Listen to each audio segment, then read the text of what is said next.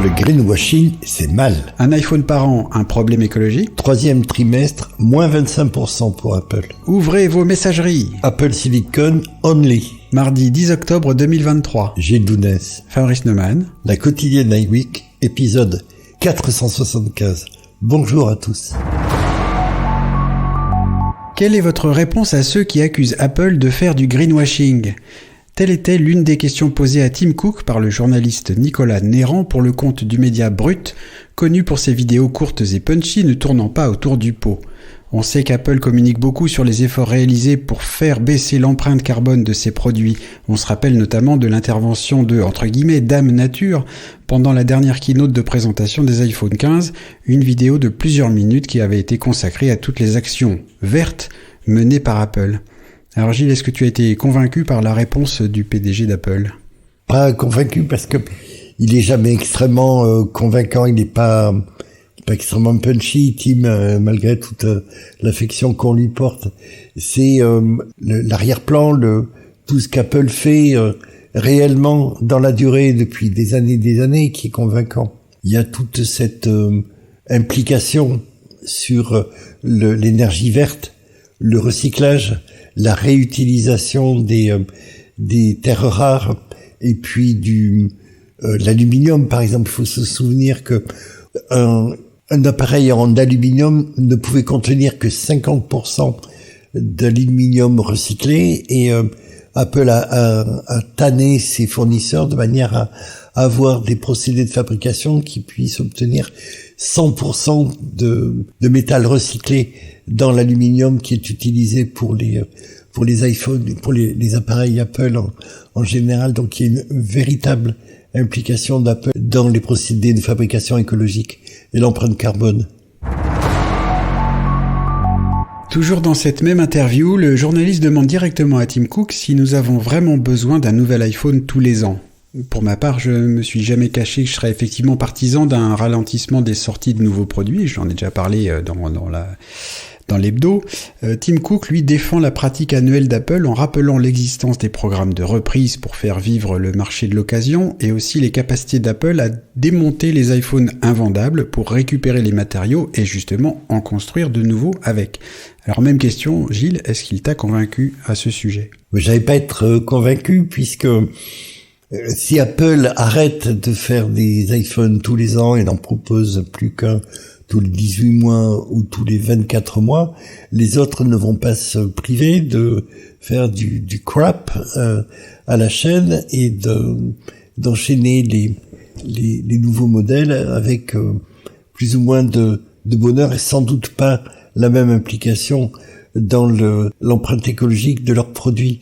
Si on recycle l'ensemble de ce qui peut être recyclé, on tend petit à petit vers des iPhones entièrement fabriqués en produits recyclables.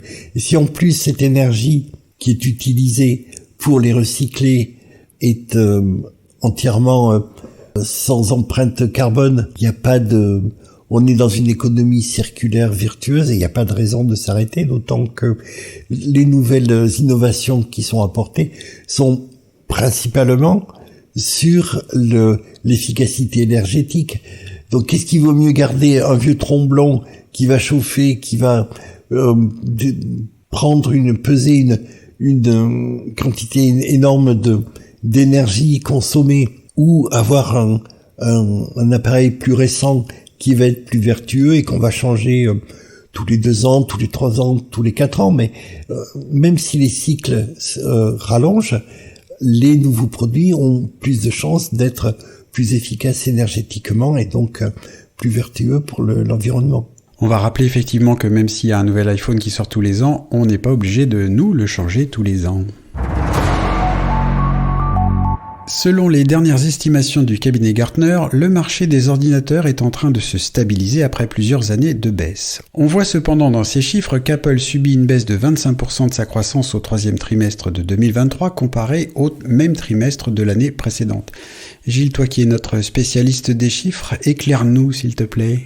Oh là là, spécialiste des chiffres, mes profs de maths successifs au collège et au lycée seraient écroulés de rire si tu pouvais t'entendre, Fabrice.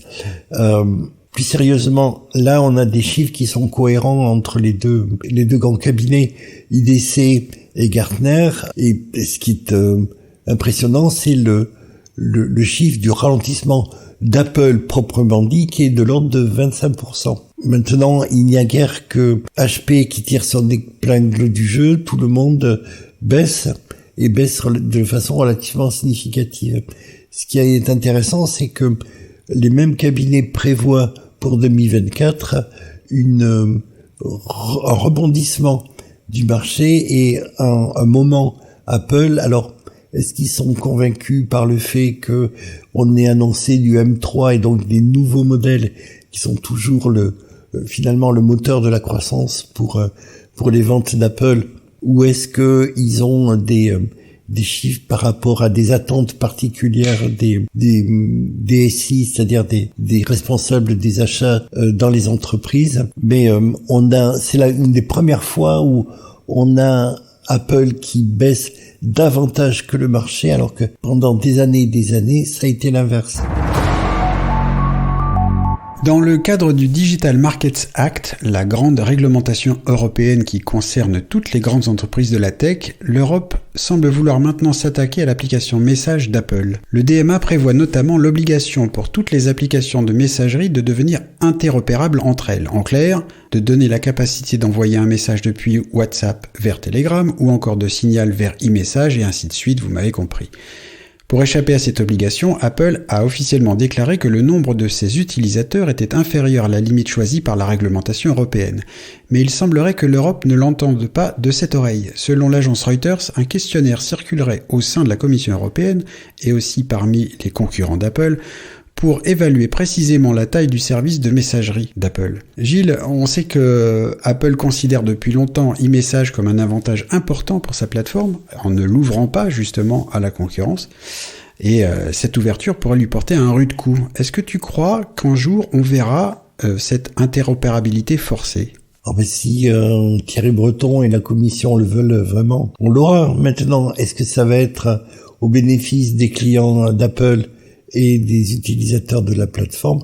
On suis nettement persuadé. S'il faut ouvrir au système qui a été concocté par Google avec la possibilité d'insérer tout un tas de trucs qui vont être ouverts à des développeurs tiers, on verra, mais encore une fois, je suis pas entièrement persuadé que tout le monde sur la plateforme iOS et Mac y trouve vraiment son compte. Et puis, Apple fait un premier pas vers l'abandon total des processeurs Intel. La première bêta de la version 15.1 d'Xcode, la plateforme de développement d'Apple, contient l'avertissement suivant. La création d'applications pour Vision OS et Apple Vision Pro nécessite un Mac avec Apple Silicon. Pour Steve Troughton-Smith, un développeur célèbre, une ligne vient d'être franchie. Gilles, on comprend la logique de l'abandon des puces Intel pour un produit comme le Vision Pro, qui lui va justement tourner avec un processeur M2. On s'achemine peut-être vers l'abandon par Apple bientôt des processeurs Intel pour ses Mac. Et quand, à ton avis ? Auparavant, quand on avait fait la transition du PowerPC vers Intel, il avait fallu environ 5 ans. Mais on n'était pas dans la même logique. Ici, on va avoir une architecture de puces totalement différente. On va utiliser des cœurs logiques spécialisés pour décharger le travail du processeur lui-même. Mais au-delà des cœurs spécialisés, on parle de compatibilité de plateforme. C'est-à-dire que aujourd'hui, pour faire tourner un logiciel qui n'existe qu'en version Intel sur un Mac à processeur M, 1 ou 2, il faut donc se baser sur Rosetta, qui est une extension logicielle de macOS, qui va rendre la chose transparente. C'est-à-dire qu'une application pour Intel va tourner sur un Mac à processeur Apple. On voit bien ce qui se passe aussi avec les différentes versions de macOS. Dans Sonoma, il y a par exemple des fonctions de webcam qui ne sont disponibles qu'au Mac à processeur Apple Silicon et pas au Mac à processeur Intel. Donc il y a déjà des fonctions qui sont réservées au processeur Apple Silicon. Alors j'aurais envie de dire que J'imagine qu'Apple a vraiment envie de passer le cap le plus vite possible. Moi, depuis quelque temps, j'ai déjà mis une pièce en me disant peut-être que macOS 15, c'est la version qui suivra Sonoma, ne sera pas compatible avec les processeurs Intel. C'est peut-être un peu rapide. Toi, tu vois ça comment, en fait? Moi, je vois ça relativement rapidement parce que Apple va pas pouvoir utiliser des rustines éternellement ou faire l'impasse sur un certain nombre de fonctions et avoir un fonctionnement en mode dégradé pour les utilisateurs d'Intel. Je pense que c'est ça qu'Apple attend avec impatience, pouvoir mettre à disposition des développeurs de la ressource processeur supplémentaire qui était mobilisée jusqu'à présent avec une sorte d'émulateur pour parler grossièrement. La quotidienne iWeek revient demain.